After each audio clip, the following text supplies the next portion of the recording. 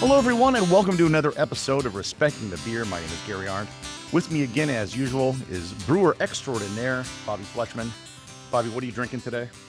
Tall Mast, English IPA. How about you? The Horace Cider. Rock and roll. Some that isn't. We got two special guests with us today. The guys from the Badger Beer Report. And quite frankly, rather than introducing you, I'm going to let you guys introduce yourselves to explain who you are and a little bit about what the Badger Beer Report is. And then we'll get into our topic for this episode. I'm going to let Chris go first because he's more impressive than I am. I don't know about that. I'm Chris Drosner. I am executive editor of Milwaukee Magazine and the beer columnist for the Wisconsin State Journal, the Beer Baron column. I've been writing that for about 14 years. Holy smokes, coming up on that. And we've been doing Badger Beer Hour since about 2020. It was a monthly live stream that went to all of our various social medias, talking about beer, events, beer culture in Wisconsin, lots of news. And we just recently have shifted that to a kind of a as it happens model with monthly events and reviews and stuff like that. But we're doing news kind of as it happens on multi-channel. It's a whole big thing. So that's what Badger Beer Report is. And it's kind of just getting off the ground basically right now. So it's exciting. And thanks for having us on. Yeah, no problem. And Landon? Yeah, I'm much less impressive than that. I don't write a beer column. But do you drink beer? I do drink beer. That makes you an expert. So, yeah, actually, for about 8 years, I was part of Taproom Travelers. We've kind of disbanded since then. COVID kind of took us out. But so we used to go around and shoot mini episodes, kind of like mini documentaries of breweries throughout the Midwest. And so, yeah, that's kind of how I got into beer, quote unquote, expertise. I drank a lot of it along the way. Yeah, so otherwise, daytime, I do video, audio, that kind of stuff. I've been in the broadcast business for, well, at least I started in TV for 3 years, and then I just kind of moved along, as it were. Produced Menards commercials for 8 years. So, yeah.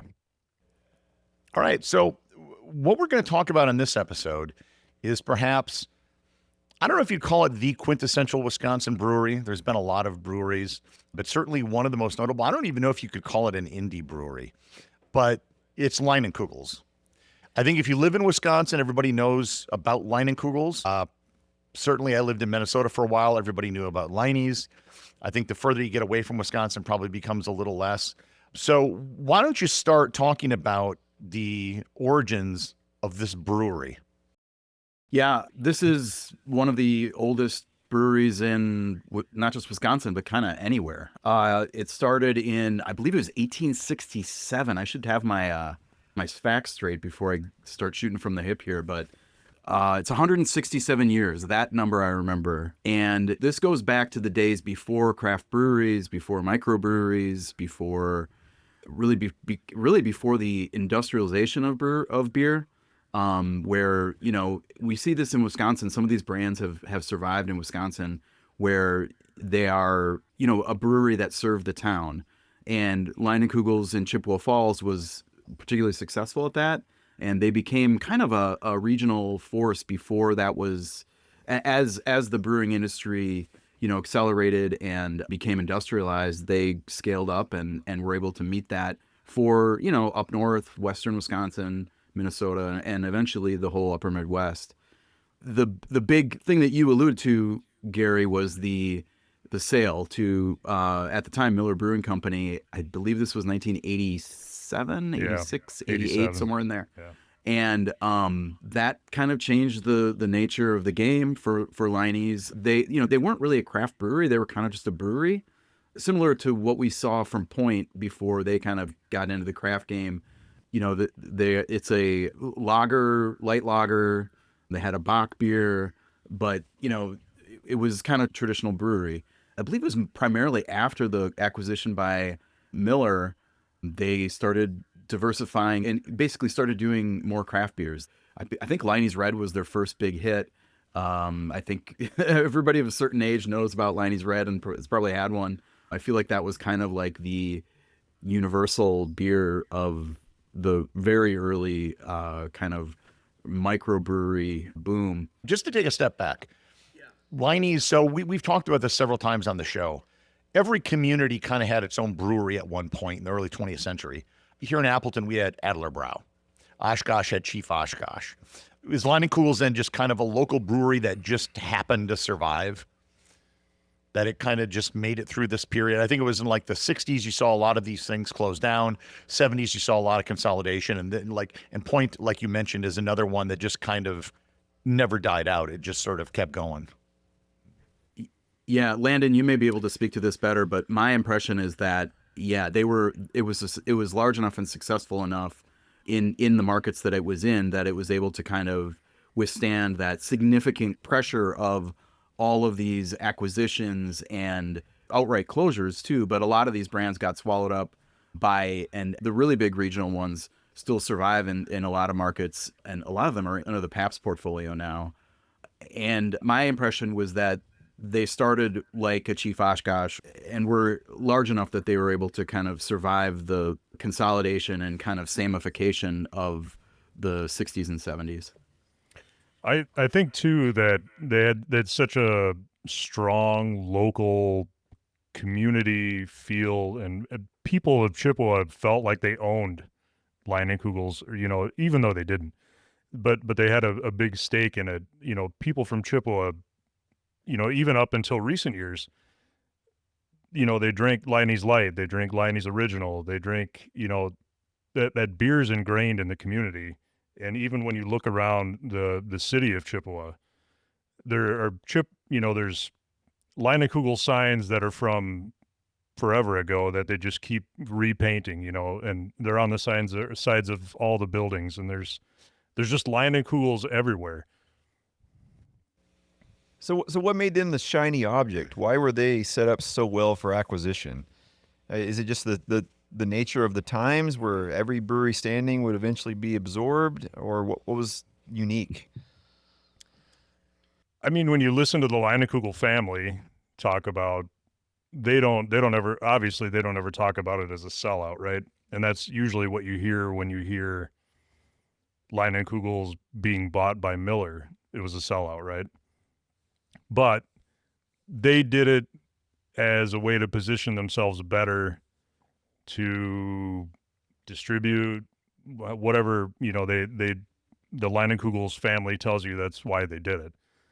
I think they were. But on the Miller side, what was shiny about them? I think it's just a diversity.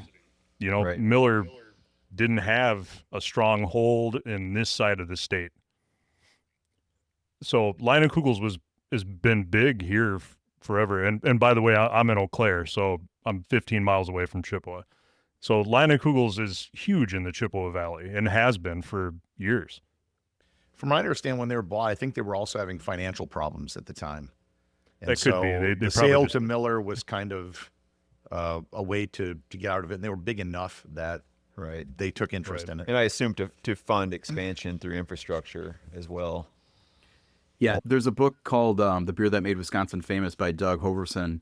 He's like a historian, so he takes the academic history approach to the beer industry, and his story of that acquisition was that it had he didn't quite say this, but there was some air of doing a favor, while also securing a viable asset that with the right amount of capital could do exactly what it did for a really long time for the Miller-Coors / Molson-Coors portfolio. So, and this is a relationship that existed before.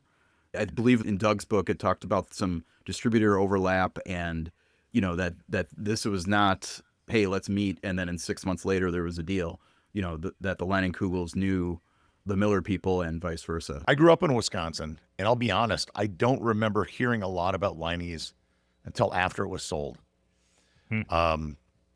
Granted, I didn't live in the Chippewa Falls, Eau Claire area, but it was after that I started hearing about a lot of different.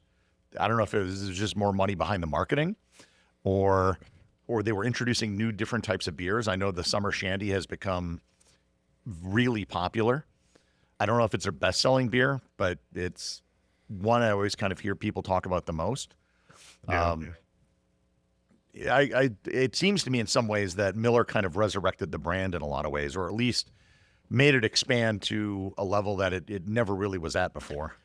I think more than anything, the money meant a lot for Leinenkugels. Speaking of Summer Shandy, that was like a Dick Leinenkugel invention, plus whoever was helping him out at the time.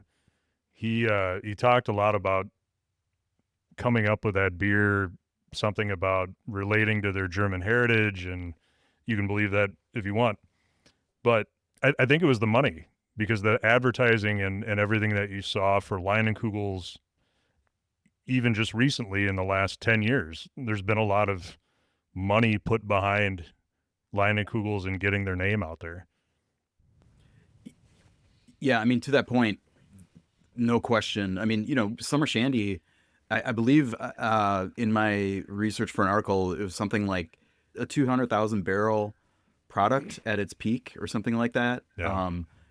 That is a lot of Summer Shandy. And at its peak, I don't even think it was a year round. I think it was still a seasonal beer for them. Unquestionably, it was coast to coast. It was, national advertising. It was a thing. And the time of that coincided perfectly with the rise of craft beer.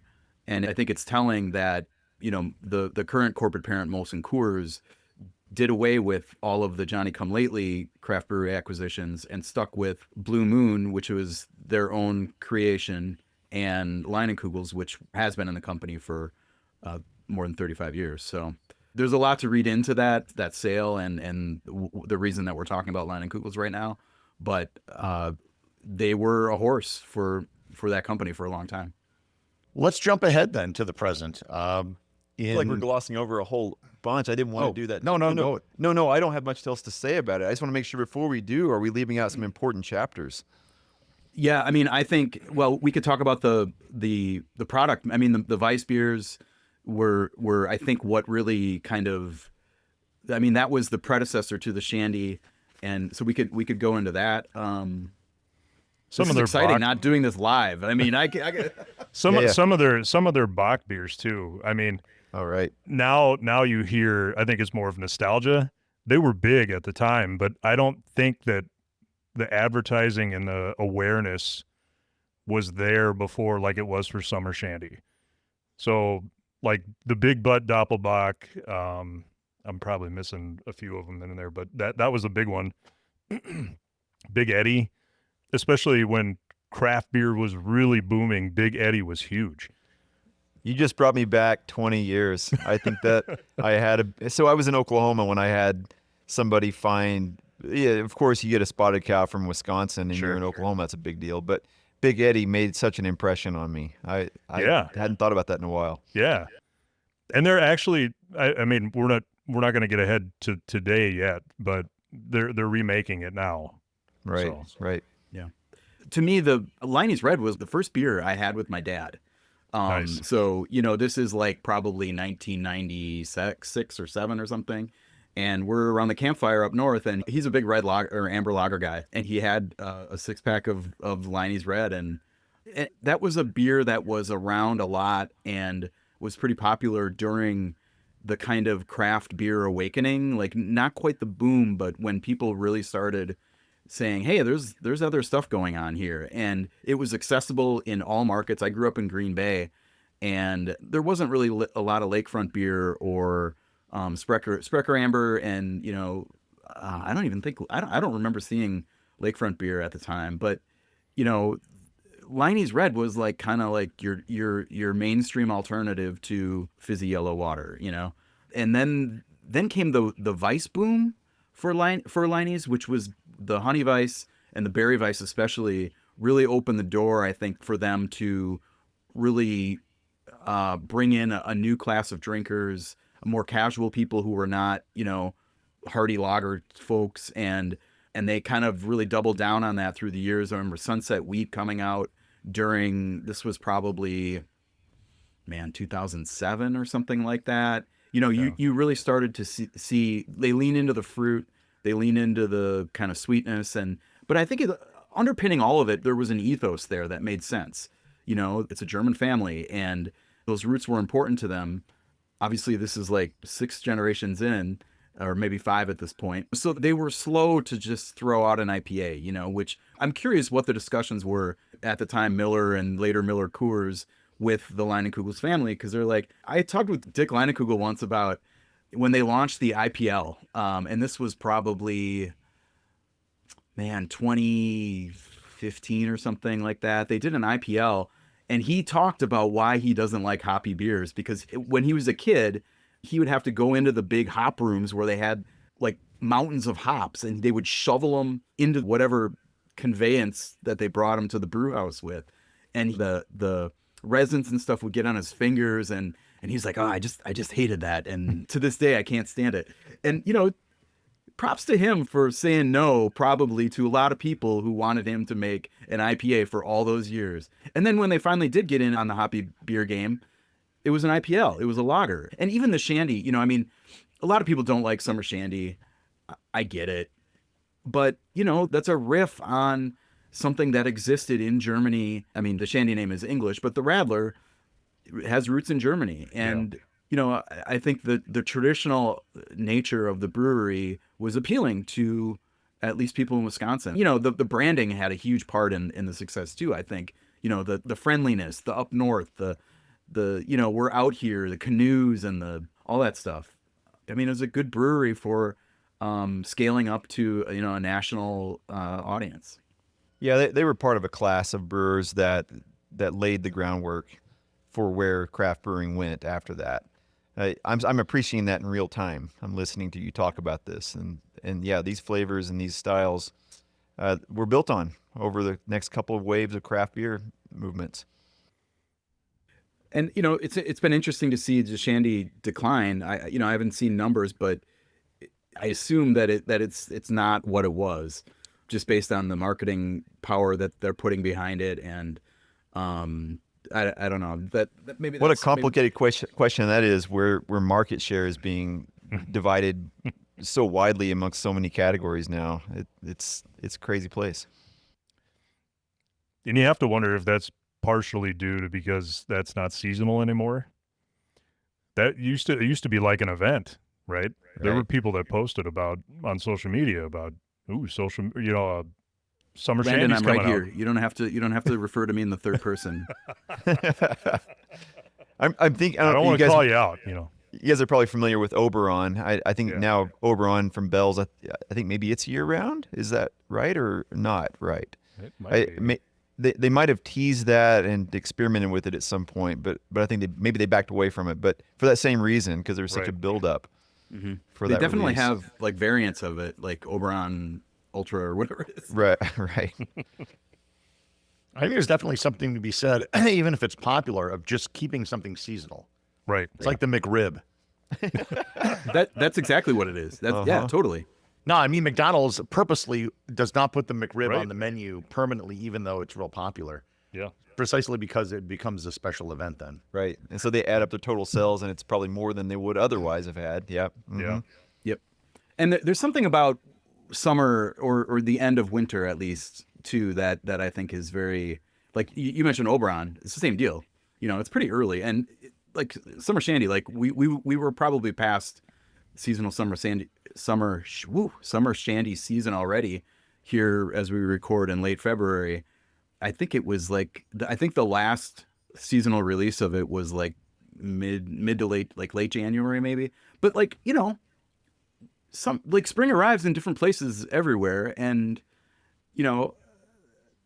Summer Shandy's a good beer to have, at the beach bar in Key West and on the boat in or at the pool in Arizona. I get the seasonal aspect of it, but maybe they could do, I don't know, regional. Listen, I'm not here to offer marketing strategy advice to a giant multinational corporation or anything, but seasonal, it works. It's clear from this conversation the equity that Miller has through Leinenkugel. There's a lot of equity. There's history. There's innovation. Right. And you guys, you're from Wisconsin. I'm coming here now 11 years. We've been here. And I appreciate the beer culture. And it seemed like that would have been a good acquisition and a good pony to ride in with if you're Miller. Yeah, this seems like a decent segue to get into talking about the events that have happened in the last few months. In November, they announced that they would be closing down the dedicated Leinenkugel breweries in Chippewa Falls and in Milwaukee. And I assume just brewing it where they do all their other beers. I don't know, in the Miller Brewery or something like that. And supposedly there was an offer made by the Leinenkugel family to buy back the brand, but that was rejected. I think the reasons for the closure is probably pretty obvious. It's just a cost saving measure. Yeah. Not Actually, having redundant. There's Well- a pretty interesting backstory to why they closed that brewery. So the one of the kind of hidden factors here is that the big Miller Brewery, the one in the Miller Valley, the one with the giant, 20-story tanks and silos, that brewery had been producing Pabst products on a contract basis for a long time.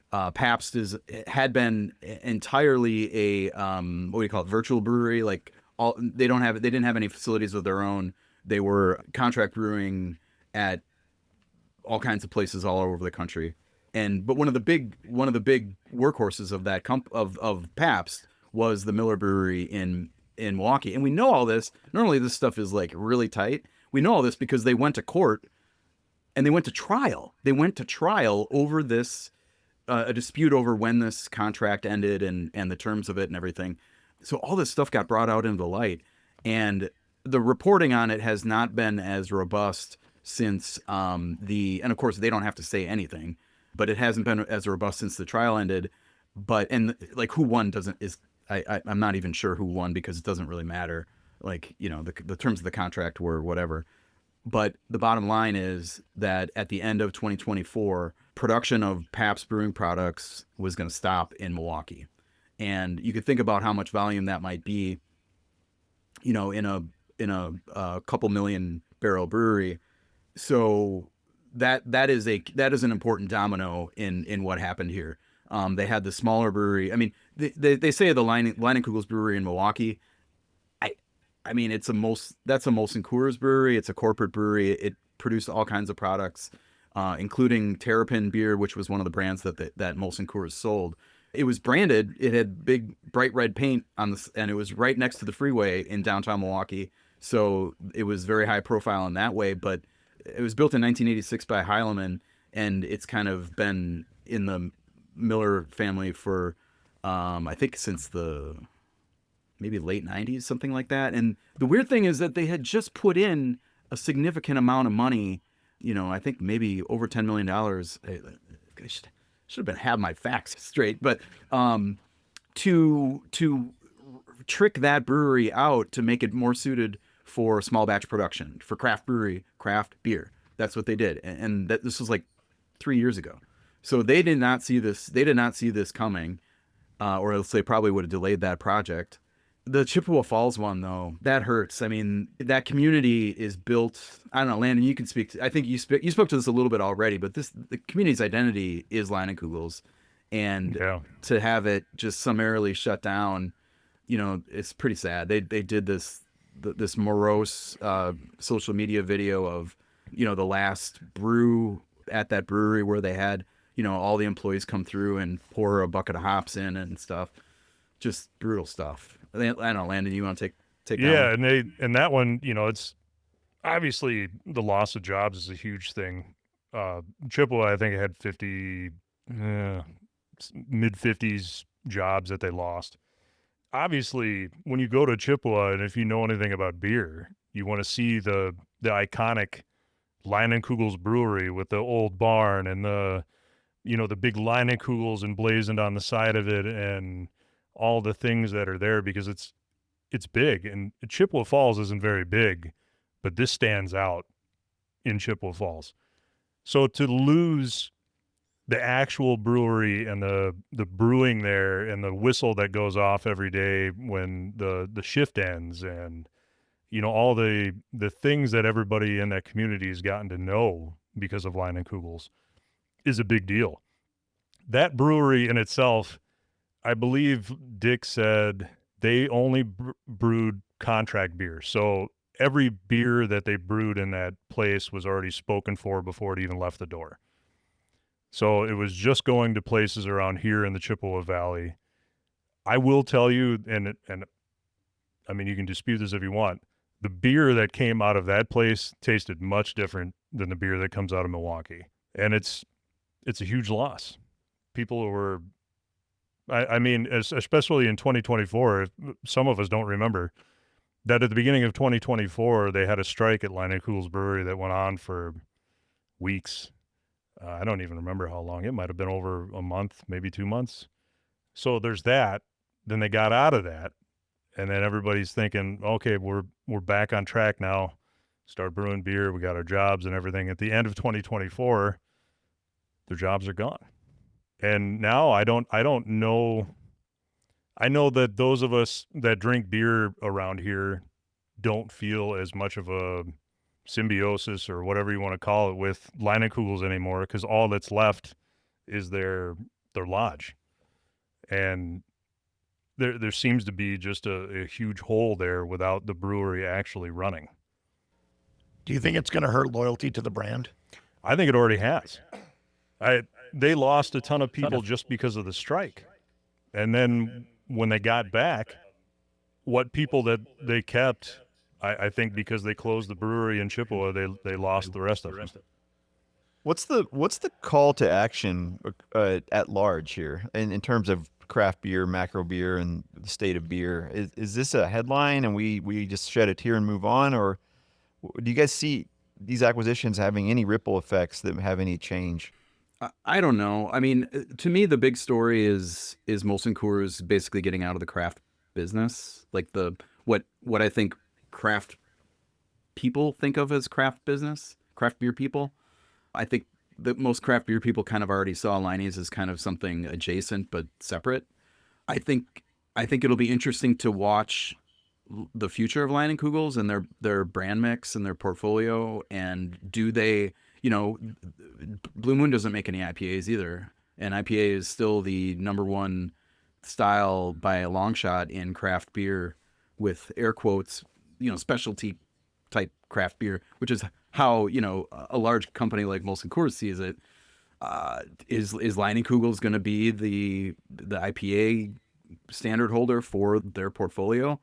It seems unlikely to me that they would just let that portion of the market go entirely, but I don't know if the family has pushed back or if they weren't asked to. But Leinenkugels has not done that in the 35 years under under Miller, etc.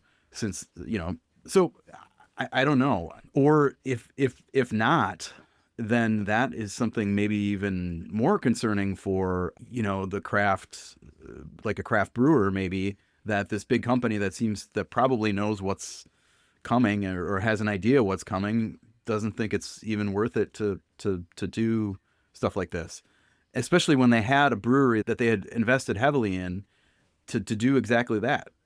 I did want to ask, have you heard any rumors about what they're going to do with the facility in Chippewa Falls? So from what I hear, they are still going to do tours. Obviously, you will not be touring a operational brewery, but they will take you through the whole facility, show you how it used to run, and then bring you back to the lodge. But as far as anything else, that's it. I have to tell you, I had a dream that the Leinenkugels were successful in their bid. A dream, literal dream. Like my subconscious is really working on this story. That the Leinenkugels were successful in buying back the brewery. And one thing we should probably clarify: like they didn't necessarily specify that they were trying to buy the brand. They said the brewery. Yeah. And I assume maybe that means buying back their name or something. I don't know. I mean, it's a good play, like from the family's perspective. Like, hey, you want to get out of the craft beer business? We would like to get back into the craft beer business, and we would like to do that with our family's brewery. And it wasn't a bad play because, like you said, there's been a lot of other breweries that have been bought and then purchased themselves back after 5 or 10 years just recently. A lot. It's played over and over.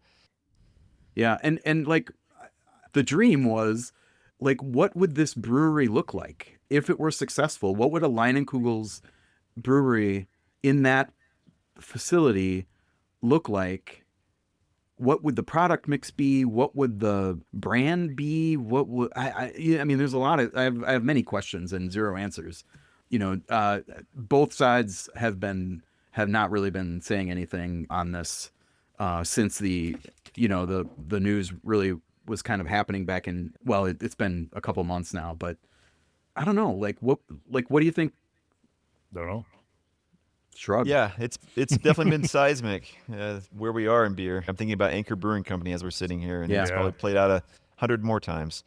Right. It's a fascinating story, and it's I mean, this is the biggest beer news story that I can remember. And I mean, we've had a lot of closures and stuff now, but the closing of a 167-year-old brewery by a multinational corporate parent is it's about as big and frankly shitty as you can get. Yeah. All right, well, that's going to have to wrap up this episode. Why don't you guys tell us where people can find you online? Go ahead, Chris. Mine's easy. Badger Beer Report, I believe we'll have a website within the next month or so, maybe. But for now, you can find my work and certainly most of try to stay abreast of what my Badger Beer Report colleagues do on probably my Blue Sky account, actually. I'm not really doing a whole lot on Twitter anymore. But my handle on both platforms is WI Beer Baron. And certainly all our video content is available on YouTube at Badger Beer Report. And Badger Beer Report on Instagram, too. Insta, yeah. Yeah. All right. And that concludes this episode of Respecting the Beer. Make sure to subscribe to the show on your favorite podcast player so you will never miss an episode. And feel free to join the Facebook group to get updates between the episodes and to support the show over on Patreon. Links to both of these are in the show notes. And until next time, please remember to respect the beer.